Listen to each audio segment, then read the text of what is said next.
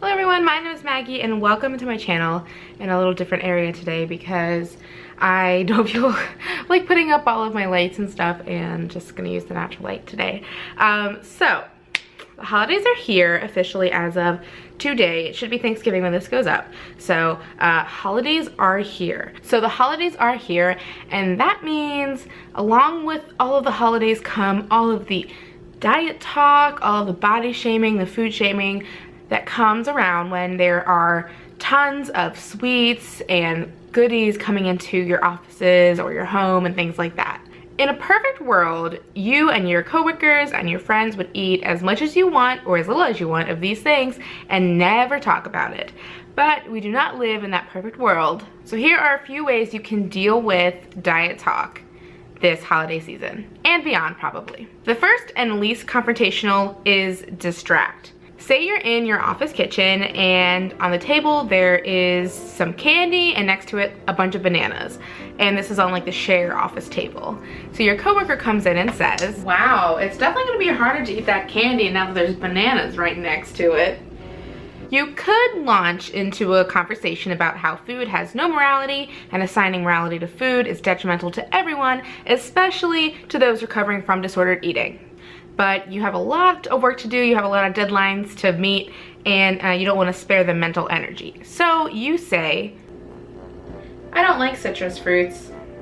You've now distracted your coworker with a true fact that is not directly related to what they said, but similar in topic. So good job. Another way to deal with diet talk, food shaming, or body shaming is to ignore it. Holiday parties can be so fun, except when your friend's friend Karen decides to be the food police. So imagine you have your plate, you're kind of looking around, deciding what you want to choose.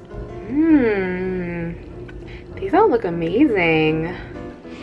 A moment on the lips, forever on the hips. I wish I could eat all that junk and not gain a pound. Good thing I went to the gym this morning. You could tell your friend's friend Karen that movement isn't the opposite of eating or food. You could tell her that denying yourself food only makes you want that food more and that diets are ineffective in the long run. But you want to have a good time at this party and you want to eat your buffalo chicken dip in peace. So you look Karen dead in the eyes and say nothing and fill your plate as normal and walk away.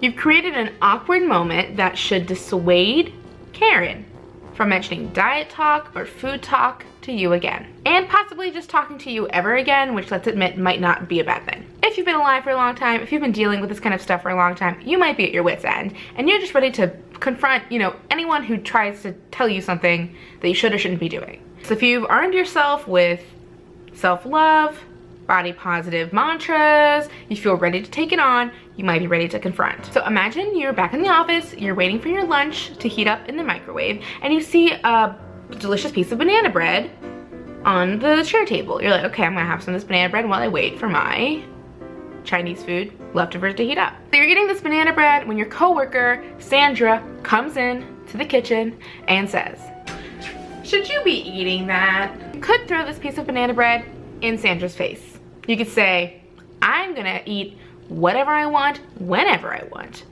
however I want. And you are not the food police, so you don't get a say." But you think that might come off as aggressive. And seeing how it's hard to get a job as a fat person, period, you might want to keep your job. So instead, you say, "Why not? You shouldn't be eating something that has that many calories in it." "Why?" "Because, well, No, I don't. Bye."